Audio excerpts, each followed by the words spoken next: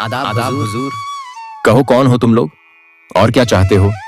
जहाँ अपना मेरा नाम गोपाल चंद है। मैं बाजार में मक्खन बनाता और बेचता हूँ।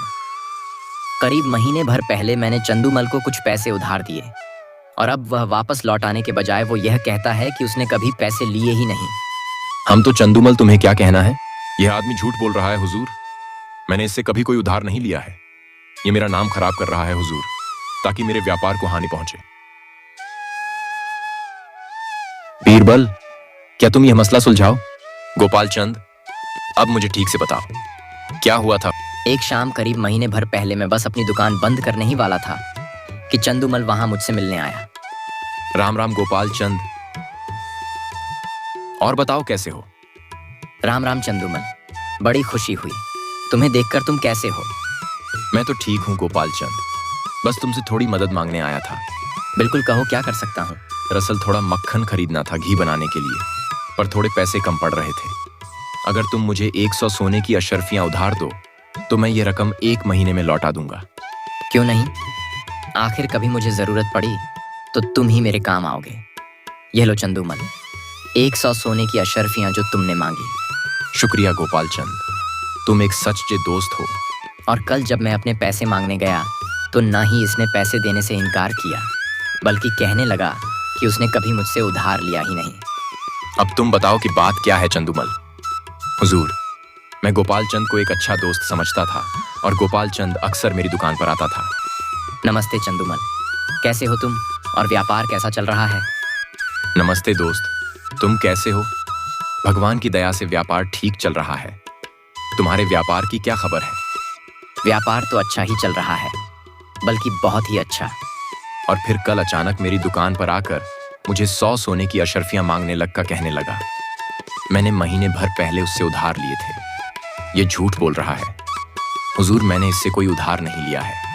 ये मेरा नाव खराब कर रहा है ताकि मेरे व्यापार को बुरी तरह से हानि पहुंचा सके।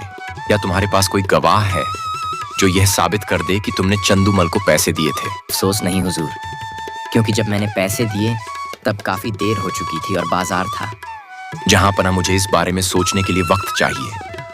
यह तो साफ है कि इन दोनों में से एक झूठ बोल रहा है। मुझे पता लगाना है कि वह कौन है। ठीक है बीरबल, तुम्हें वक्त दिया जाता है। यह मसला हम तुम्हें सौंपते हैं।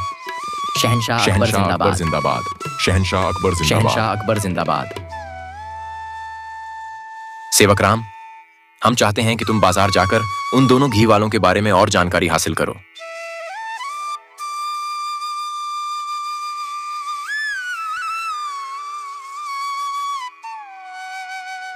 हुजूर, यूं तो दोनों गोपाल चंद और चंदूमल एक ही व्यापार में हैं, लेकिन लोग बाजार में चंदूमल के साथ व्यापार करना पसंद नहीं करते, जबकि सब गोपाल चंद को एक शरीफ और ईमानदार आदमी समझते हैं।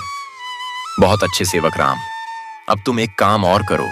एक घी व्यापारी के भेष में बाजार जाकर उन दोनों को एक एक मटका घी का बेचो। मैंने इन मटकों में एक एक सोने का सिक्का डल दिया है। तुम आज रात बाजार के सराय में रहकर बिताना और कल मुझे आकर यह बताना कि दोनों में से सोने का सिक्का वापस कौन लौटता है। जैसी आपकी मर्जी हुजूर।